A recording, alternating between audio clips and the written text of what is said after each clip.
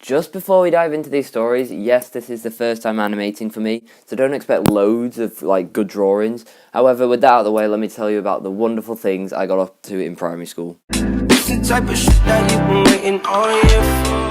This story happened in year 6 at the end when we were doing our end of year exams, or SATs, whatever you want to call it. On one of the practice tests, I got a mark that was way above average for me.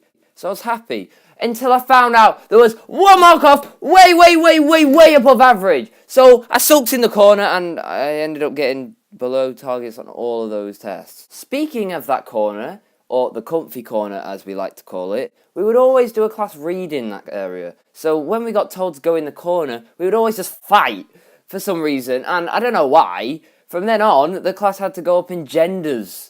Bloody genders! Yes, year 6 girls go first. Yes, then followed by year 5 girls. Then closely followed by year 5 boys. And then finally, year 6 boys. 2 days later, we would read again. Yes, year 5 girls, then year 6 girls, then year 5 boys, then year 6 boys. Notice how there's a theme here. Yes, our teacher was a girl, in case you didn't pick up on that. And let me tell you, the boys complained so much because, yeah, it's a free country, we have rights, and we can complain if we want to.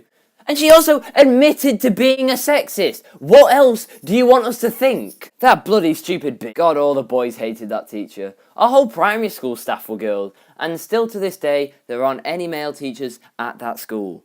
One time we went on a school holiday, if you can call it that, to somewhere in Scotland. We met some kids there who were in year 7. We all became arch rivals, but just because we beat them at football. There was one guy in their goal, who was the keeper, obviously. He was overweight, so we nicknamed him De Blob. When he saved something, we would always make the joke that he covers the entire goal anyway, so what's the point in shooting?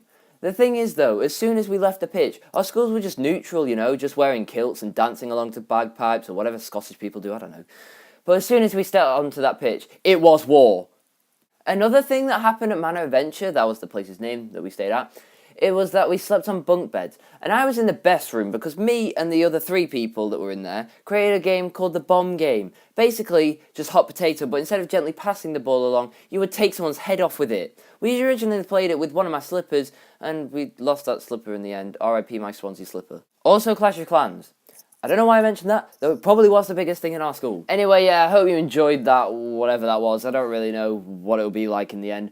But if this video does alright, I guess I'll create more and see how that goes. Anyway, yeah, see ya. It's the type of shit that you've been waiting on you for. I'm making time for a